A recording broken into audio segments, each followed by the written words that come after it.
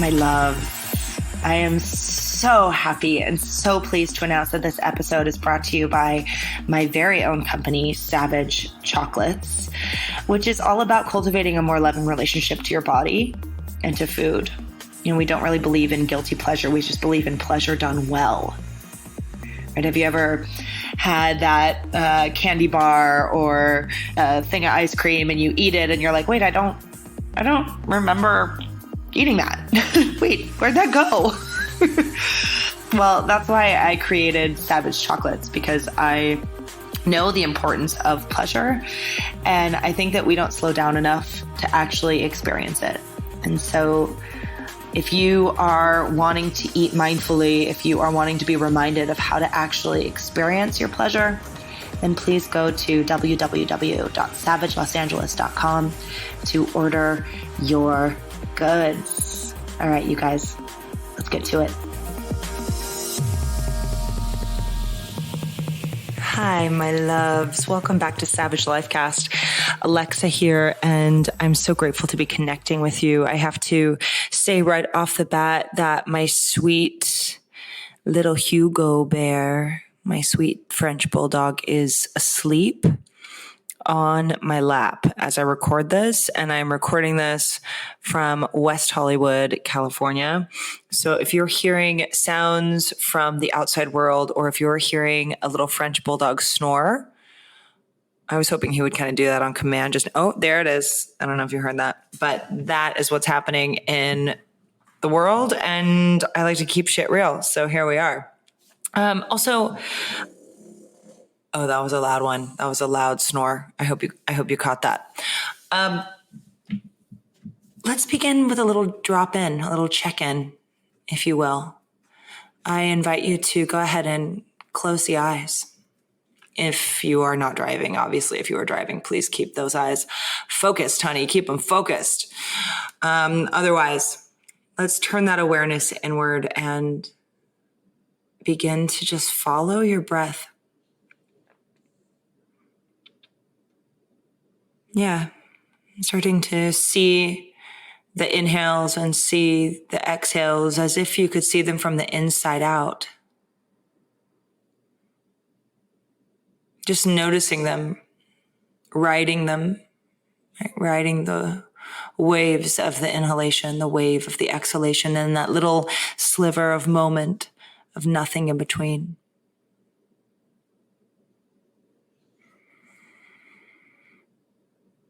And as you slow your breath down, can you begin to notice?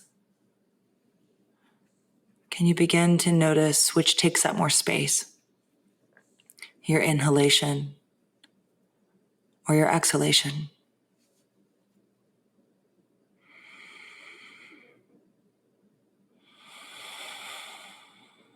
Yeah.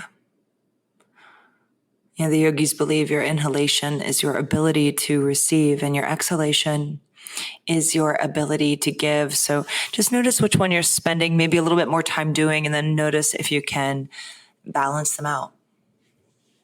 Notice if you can make them a little bit more steady, a little bit more even.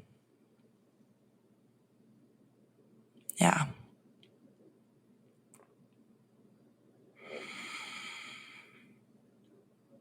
And as you deepen the connection to the breath, and as you deepen the connection to what's happening right now, I invite you to tune in to how you'd like to feel.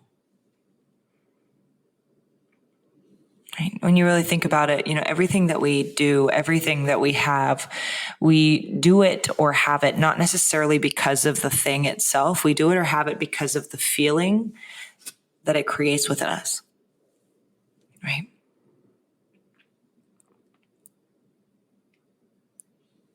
The feeling that it creates. Right? Like I have this car because it makes me feel safe. I have this house because it makes me feel abundant. I have this person in my life because they make me feel loved. It's all about the feeling that it evokes.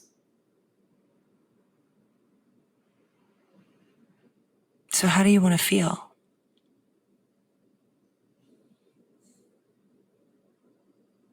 How do you want to feel? And just for the next few breaths, can you start to give your breath that quality? Whatever the feeling is that you want to evoke, can you give your breath that quality and simply soak it in?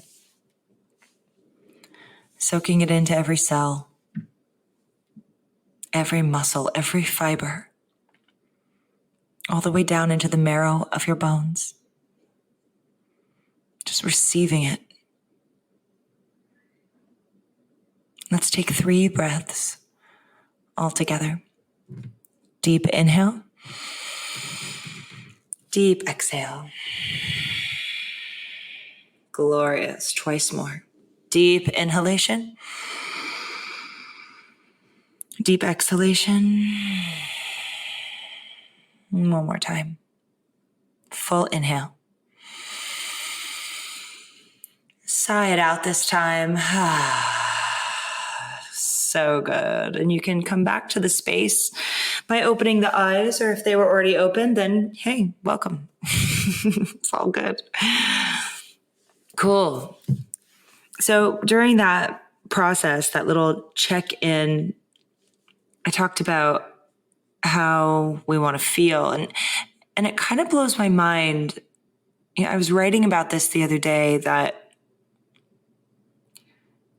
sometimes it's really, really difficult to choose things and people and experiences that are actually good for us. I'll say that again.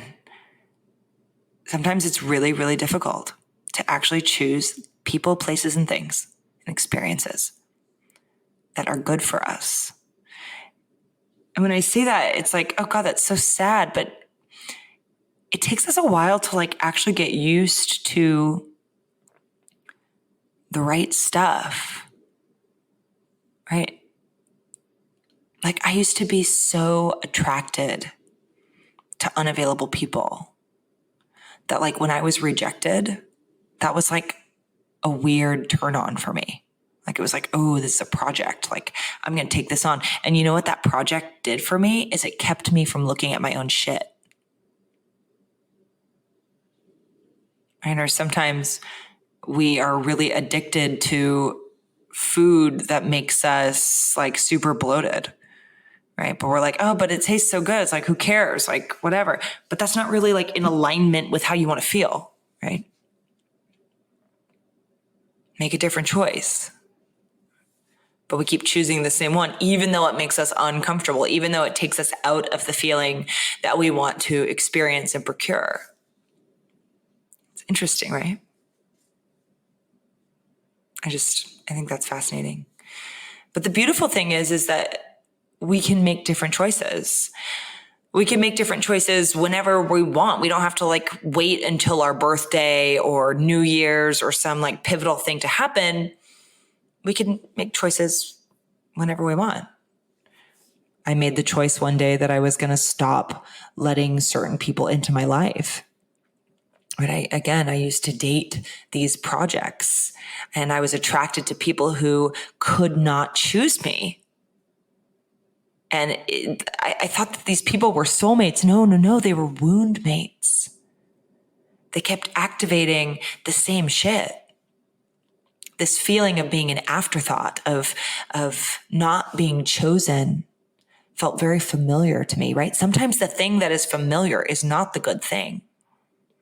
Sometimes the thing that's familiar is being the afterthought, or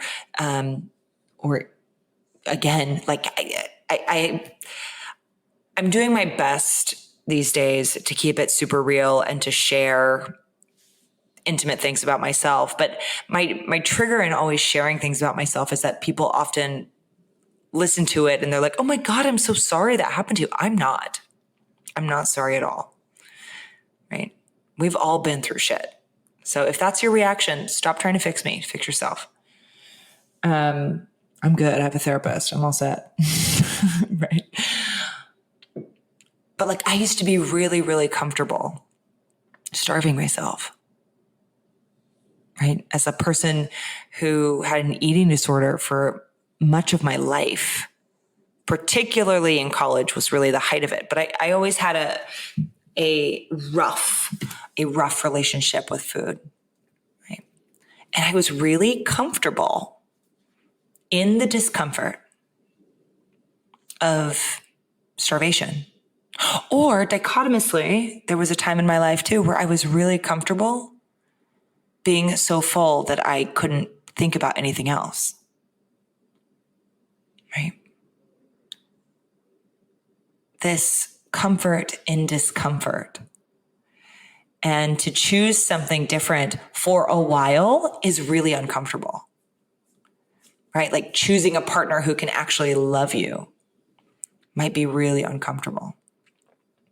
Choosing a way of moving your body that is, depending on your style, more gentle or less gentle, right? Might be really uncomfortable. It's so funny because I think when most of us think about discomfort, we think of being like more gentle with ourselves, and that can totally be the case, right? But sometimes being more comfortable, it's not always about making it easier, right? It's sometimes about making it harder. Like sometimes the last thing I want to do, right, is like clean my kitchen. Like I'm like, I don't want to do that. I want nothing to do with that. It's an uncomfortable thing to do, right? But I know that it's going to lead me to feeling the way that I want to feel, which is like organized and grounded and like I deserve good things in the world, right? So it's about sitting in that discomfort, doing things that we don't always want to do, right? Being more comfortable is not always easy. And again, it's like I look at my relationship to movement, like what's really uncomfortable for me is actually doing less. Part of the reason I became a yoga teacher is because of that, right? Like I had to learn to do less. I had to learn to not like take 3 spin classes a day. Like what was I outrunning? Like what was I trying to run away from? Right? When we're constantly going so fast all the time, it behooves us to actually look, what am I trying to outrun? What am I trying to avoid feeling? And if we're not moving at all, why are we stuck? Right? Why are we so stagnant? Why are we afraid to put one foot in front of the other? And on many levels, I really get it because this is a really wild time to be alive. I think that this year has brought so much to the surface, so much, more than we ever thought could be. Right? There's a reason it's called 2020, right? A little 2020 vision for you. Things are becoming clear, right? The stuff that's been lying underneath the surface is coming to a head. But it's really fascinating because I find that this is one of the most polarized and divided times. And I think because of things like social media and because of our ability to connect with people all over the planet, we see it a lot more now, right? I'm sure that things were always quite polarized, but now we get to like see the rants on social media. I mean, it's like if you want to go deep and dark into the trials and tribulations of chaos, then please do go and follow any politician on social media and you will read some crazy shit, like truly, truly wild stuff. But that polarization and that division leads us to not really feeling safe because the truth is that we are actually a tribal system. Like when we were first, when humans were first creating civilizations to live in, right? We lived in community. Wow. I'm going to take a deep breath because my voice is not doing what I wanted to. So let's just take a moment.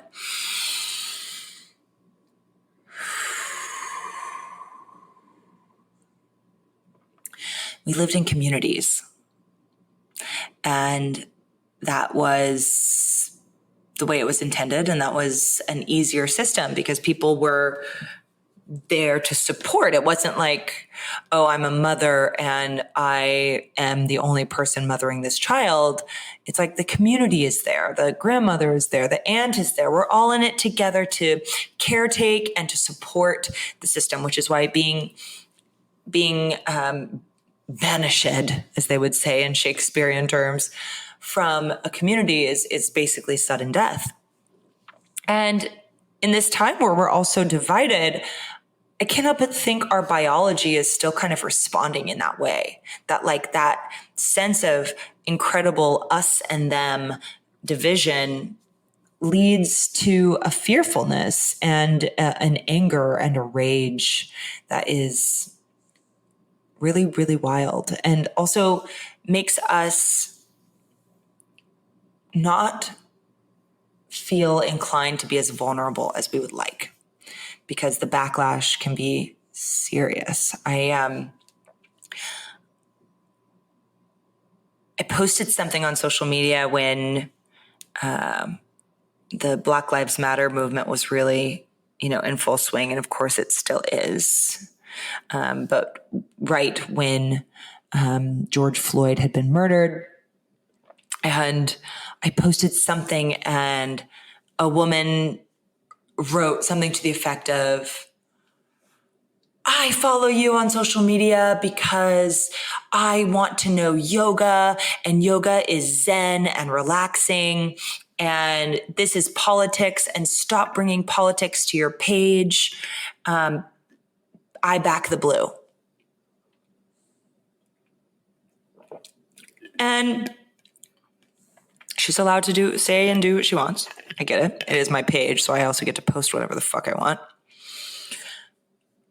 But it was really interesting because, and I wasn't expecting to talk about this. I love that this is coming up, because I find that often when those sorts of things get said in a very aggressive way, that extreme polarization gets activated, and we have the tendency to kind of like emotionally, so gross, but so real. Like it's an emotional offshoot, right? Like emotional masturbation, right? It's like, fuck you, rather than creating any sort of vulnerability or intimacy by having a conversation and asking questions. And I think she was expecting for me to be like, cool, unfollow, don't care. But my whole deal is that I am learning to be a less reactive human, because reactivity is like where it's at for me. I'm a Scorpio and I'm intense and I'm a lot, and that's part of my learning, and I'm not mad about it. So I took a second, I took some deep breaths, and I was like, well, what would be the most productive thing that I could say right now? I was like, well, I think the healing begins with understanding. Right? Drawing someone closer. Because I think we're all so busy being divided and screaming at each other that actually really nothing is shifting. So I asked her, I was like, hey, can we start a dialogue? I'd really like to have this conversation because I think it's really important.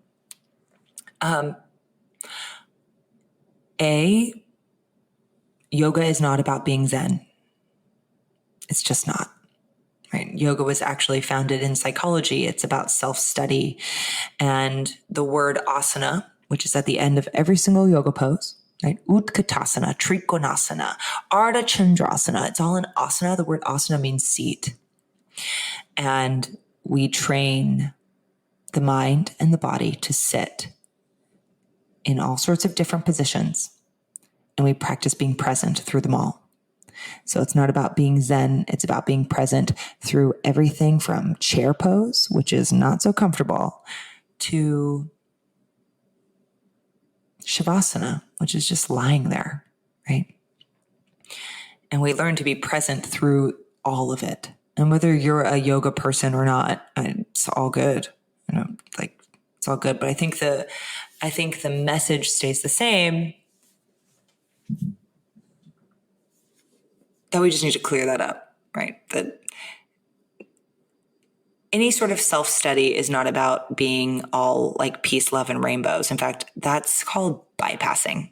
And when we're just all peace, love, and rainbows all the time, which hey, more power to you, I just don't fucking buy it. I just don't buy it. I think if you're living a life on purpose, and if you are playing full out, and if you are making some waves in the world, it's not going to be all peace, love, and rainbows all the time. But the beautiful thing is we can learn to sit with the things that are not peace, love, and rainbows without having to check out or become so painfully reactive that we end up doing harm to ourselves or others. Right?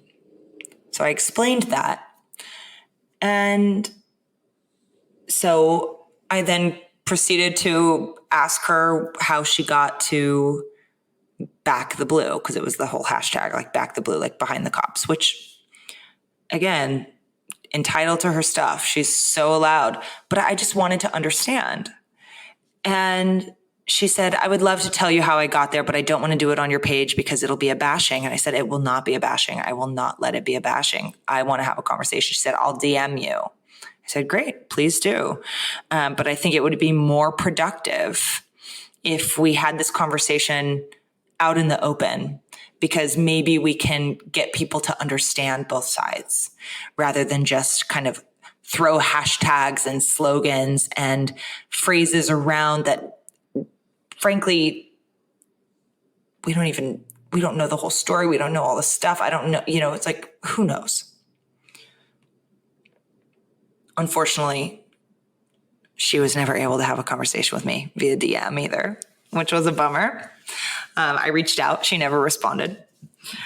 Because I think people are so stuck in their story and so stuck in their perception of right or wrong, that the thought of actually having to explain how they got there, because I don't think people know how they got there. That's the thing.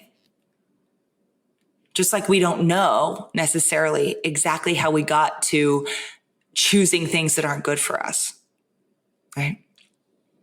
Like, how did I get there? How did I get to that place where I used to like love the boys that were like, I just got out of a 7-year relationship. Yeah, sure, I'm down to have sex, but I can't do a partnership right now, right?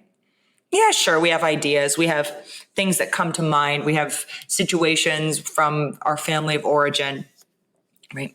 But unless we actually do the digging and start looking at how we got to where we got, we can never make the choice to either stand by it fully, authentically, and wholeheartedly, or shift it in a way that actually serves us and the well-being of this planet.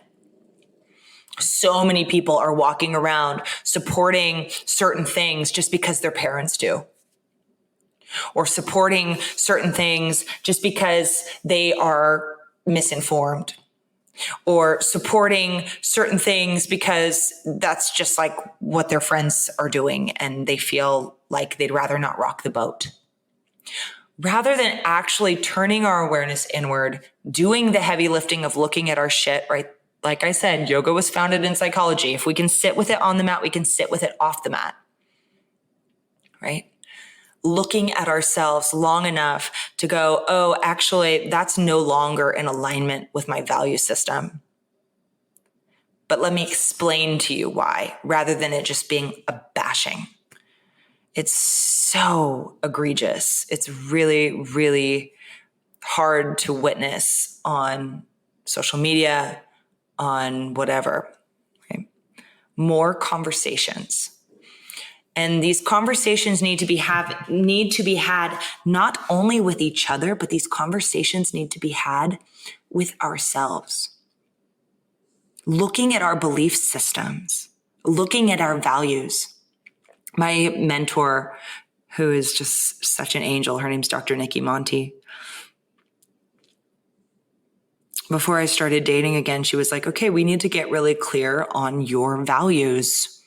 Like let's say you have 6, you get 6 non-negotiable values that if this person doesn't have those things, like it's just a very clear no. You don't get to make excuses for them.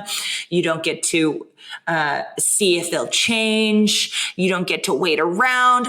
It's just a no. And she had me get really clear on my values. And it was really powerful for me because I never really sat down and thought about what I really, really needed. And it's not the like big manifestation list, right? Like we've all done that. We all like read The Secret back in the day and it was great. It was lit. It was the whole thing. But that's a cool list of all the things you want in a person. Sure. And there's actually an exercise for that too. I'll talk about that in a second. But the values thing being non-negotiable is really, really powerful because it helps dating, just like looking for a job or just like finding a house, right? They're all kind of losing games, right? Like it's hard and it takes some digging and it takes some excavating. And it shouldn't be like a frivolous thing. Like buying a house shouldn't be a frivolous thing. Picking a partner shouldn't be a frivolous thing. Like when we're messing with hearts and large amounts of money, honey, let's take our sweet little time, okay? So like some of my values are they have to be interested in expansion and growth, like looking at their stuff and continuing to be on a path of growth for this lifetime, right? I think some of us, I think many people have this theory that like they'll do the work and then it's done and they're set and they're good for life. And I got to tell you, that is not my experience. My experience is that you do some work and then you do some more work and you learn more and you do some more work. But doing work on yourself, like looking at your shit, doesn't have to be bad. It doesn't have to be hard. It doesn't have to be scary. It might be at first, but it doesn't have to be. It really doesn't. We get to change the script on that and change the dialogue around that and change our perspective on that, right? So that's one of my values. Another value I have is that they have to be physically and emotionally available. It seems so obvious. But I have to tell you, for a lot of my life, I chose people that were not physically or emotionally available, right? So that's a value non-negotiable for me. If someone's like, if that guy comes up and is like, hey, I just got out of a 7-year marriage and, I'm just kind of looking for a good time. Like, bye. Nice to talk to you. It's really nice to talk to you. Have a good night. Have a good life, in fact. And no, I will not give you my number. Thanks. Right. So those are 2 out of a few of my values. So looking at your values and actually getting clear on what those are, and not only clear on what those are, but also getting clear on where those came from. Because some values are outdated. Like they're just old, or they don't even belong to you. They were values from your parents. They were values from, and again, no harm, no foul here, but maybe like a religious community that you no longer belong to. Or values from a teacher that you're no longer in alignment with, and yet you still hold on to these values. So we need to look at what's underneath them. Where did they come from? Why are they important to you? And back to the list about manifestation, right? The manifestation list that I'm sure we've all done. If you haven't done it, it's all the rage of the thing that you want to manifest, whether it's a partner, whether it's a house, whether it's a whatever, right? Whether you're like creating a vision board or what have you. But like with your partner, for example, and this applies across the board. You make this big list. I remember my list. It was like 3 pages long. It was huge, of all the qualities that I wanted. And I took it to a mentor of mine. And she was like, cool. Now circle all the things that you're not. Circle all the things that like you don't really feel secure in. I was circling like, I don't even remember what I was circling. This was a long time ago. This was a while ago. One of them was like, financially super stable, right? And I wasn't. I just started teaching yoga when I made this list. And my teacher, my mentor at the time was like, cool. So all of those things that you're not, you have to become those, because we attract what we are, not what we want. We attract what we are, not what we want, right? So if you're making your list of things that you want in a person, or things that you want, in a house, even, right? In a house, you can make a list of the things that you want in a house. Can you become some of those things, right? Some of them, obviously, if you're like, it needs to have a brick frame, like whatever, obviously, okay, clearly that's not going to work. But if you're like, it needs to be in a nice neighborhood. Well, is your mind a nice neighborhood? Right? Your insides and your outsides need to match. Like, I just upgraded to a super dope apartment. I love it. My insides and outsides are matching more now than ever. It's okay for me to take up some more space, right? I have a new big place, right? My insides and my outsides are matching. Cool. So back to this whole like polarization, division time. I'm glad that these tough conversations are happening. I think it's really, really important that we have these conversations. But it's also really, really important that we stay out of our reactivity and stay closer to peace. Right? Because the truth is like, if someone's ranting at you and yelling at you, what are you going to do? You're going to shut down. You're not like, oh yeah, cool. Let me listen to that. And that's not to say that there's not a time and a place for a rant and a rage. Like I think of people being like, and this is so not fucking it at all. But I remember, when the Black Lives Matter stuff was all happening, people were like, well, if people were just quieter about it, not so angry and not, you know what? Anger has a place and a process too. Anger has a place and a process too. But when it comes to things like politics, and we're just having like a debate on social media about Trump 2020 versus Biden 2020, we don't need like the rage to be flowing. Save the rage for your boxing class, punch a pillow, write it out, burn that shit, do what you need to do. But the way that we're going to get shit done, at least politically, is by slowing down and actually having conversations rather than reacting out of old wounds and old shit and stuff that you, again, should save for the pillow. The pillow can take it. Conversations need to start happening. And it's amazing because I think the way that we do anything really is the way that we do everything. And so looking at how we have these tough conversations with other people, it's a big indicator of how we speak to ourselves. Yes, I know the insides and the outsides need to match. So rather than it being like an aggressive fuckfest, can we slow down and have some compassion for people with points of views that are different than ours? That does not mean that every point of view is right or politically correct. I am not validating anyone else's points of view, right? Or devaluing it, right? Neither. But we do need to start having more conversations, and it begins with a more internally peaceful environment, right? I had a theme to class the other day that was peace begins with me. And it was so funny because the universe was like, cool, peace begins with you. Let me totally give you the craziest, most ridiculous day ever where nothing's going to work, nothing's going to get done, and it's going to be not cute. And it was just so ironic. I was like, God, peace begins with me. God damn it. Now I have to really walk my own talk.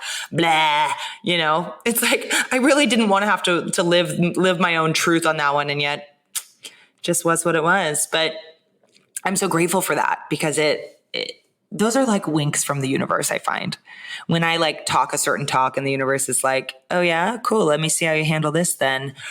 I was like, damn it. But you know what? I started this course. I'm like, if I have an addiction, I'm addicted to learning more about humanity and certainly learning more about myself.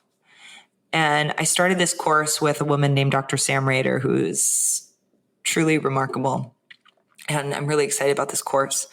And there were a few things got brought up, which I won't mention what was brought up in the course because it's really not for me to share and it's confidential. But what did get brought up was our relationship to peace, even when things are tumultuous and scary. And there was a Thich Nhat Hanh quote that was brought up that I'd like to share with you because I think it serves. I think it's important. It goes like this. We often think of peace as the absence of war.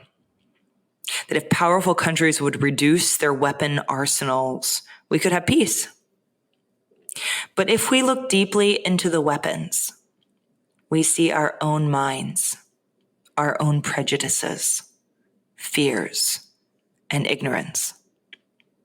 Even if we transport all the bombs to the moon, the roots of war and the roots of bombs are still there in our hearts and minds. And sooner or later, we will make new bombs. The work for peace is to uproot war from ourselves and from the hearts of men and women.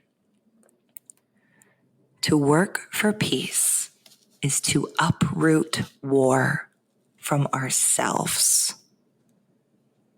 Right?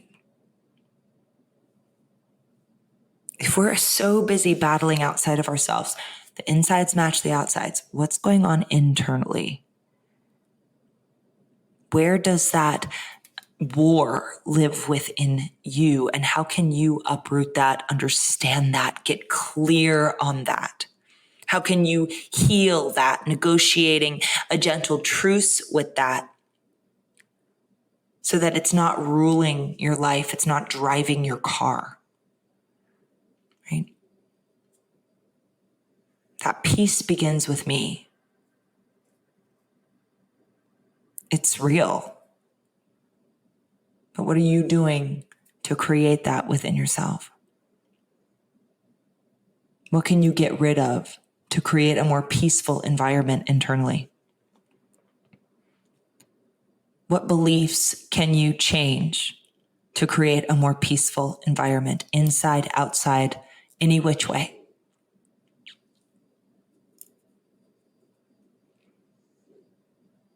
The very thing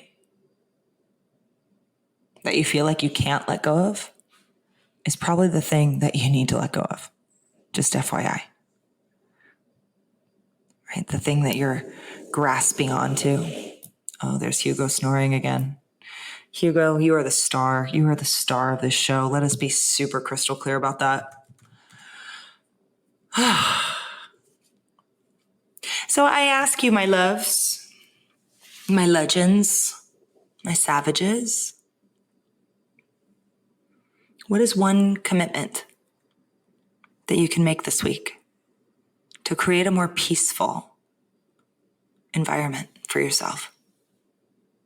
Let's start inside. What is one thing that you can commit to, one commitment that you can make to create a more peaceful internal environment? Maybe it's about creating something new. Maybe it's about letting go of something old. Maybe it's about carving out more time for the things that make you feel more peaceful. I mean, I got to tell you guys, I can tell the days that I meditate versus the days that I don't. I can feel it in every word I say. I'm sure you guys can tell too, right? And then whatever that commitment is, can you maybe share it with someone you trust, like your ride or die person, and allow them to hold you accountable. Allow them to keep you honest about choosing that, about staying intentional that way. Maybe you want to write that commitment down and put it on a Post-it note and put it on your bathroom mirror just so you know, right? You're like, I got myself. Because part of that is about building trust. Part of that is about trusting that when you make a commitment to something, you're going to actually follow through because you owe it to yourself, because you actually like yourself enough to choose that thing. Trusting yourself enough that you will stay true to that commitment. I would love to hear from you what you're committed to this week. Please feel free to reach out to me on Instagram at Alexa Silvaggio. Please do share this with your friends. Please do continue to listen and let me know if you have any feedback. I would love to hear. That's a commitment that I would really like for you to make. Is for you to let me know, what you want more of and what's working. Because I am here to share as much as I can. I am committed to showing up authentically for each and every one of you best I can, and making that commitment is something that I trust I can follow through on. So thank you so much for listening. Thank you for your time, and stay savage. All my love.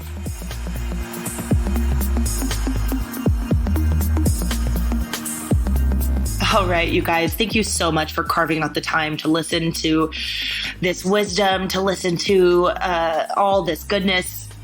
Once again, gentle reminder to please check out savagelosangeles.com to learn more about my new company that I'm so proud of. I hope it inspires you to create and cultivate a life that you dig. And also, if you are down and have, 10 seconds, then please give this podcast a 5-star review on iTunes. Super easy. Just give it 5 stars, maybe say a few kind words. And if you dug it, please share it with your friends. I would be over the moon with gratitude. All right. You guys are the bee's knees. Much love. Stay savage.